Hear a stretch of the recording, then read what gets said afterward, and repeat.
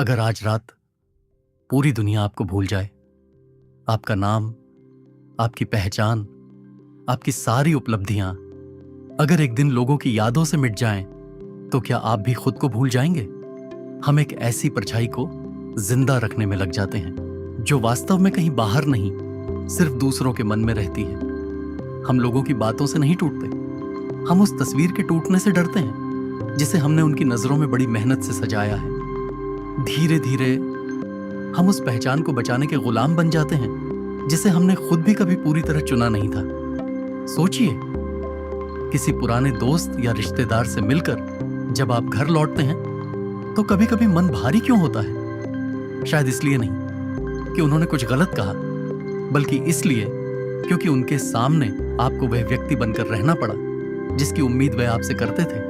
वह सफल व्यक्ति, वह मजबूत व्यक्ति, वह व्यक्ति जिसके पास हर सवाल का जवाब हो।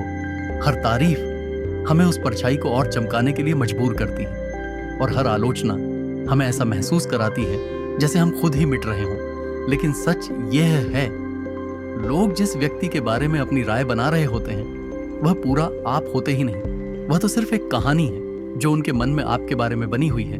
और सबसे बड़ा सवाल यह है, अगर ये सारी कहानियां मिट जाएं तो पीछे कौन बचेगा?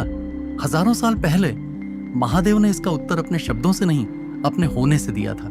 शिव को दिगंबर कहा गया है। इसका अर्थ केवल वस्त्रों तक सीमित नहीं है। इसका गहरा संकेत है कि शिव किसी सांसारिक पहचान में बंधे हुए नहीं है। दुनिया उन्हें अघोरी कहे या महादेव, इससे उनके अस्तित्व में कोई अंतर नहीं आता। क्यों? क्योंकि उन्होंने अपने भीतर उस खाली स्थान को स्वीकार किया जहां किसी बनाई हुई पहचान को पकड़कर रखने की जरूरत नहीं थी।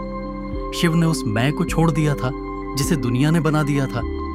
जब आप खुद को किसी की नजरों में ढूंढना बंद कर देते हैं, तब आप उस सत्य से मिलते हैं जिसे न कोई तारीफ बढ़ा सकती है और न कोई अपमान कम कर सकता है। स्वतंत्रता का अर्थ यह नहीं है कि दुनिया आपको पहचानना बंद कर देगी। दुनिया का काम है राय बनाना।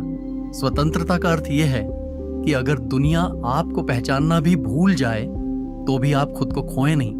अब आप उस परछाई को बचाने के लिए नहीं दौड़ रहे। अब आप अपनी सादगी में सुरक्षित हैं। अब आप किसी छवि को निभाने की कोशिश नहीं कर रहे। अब आप किसी को कुछ साबित करने के लिए नहीं जी रहे। अब आप बस अपने होने को स्वीकार कर रहे हैं। आज रात सोने से पहले बस एक बार खुद से पूछिएगा, अगर आज आपसे आपकी सारी उपलब्धियां, आपका रुतबा और लोगों के मन में बनी आपकी छवि छीन ली जाए तो उसके पीछे कौन बचेगा? क्या आप उस बचने वाले से कभी मिले हैं?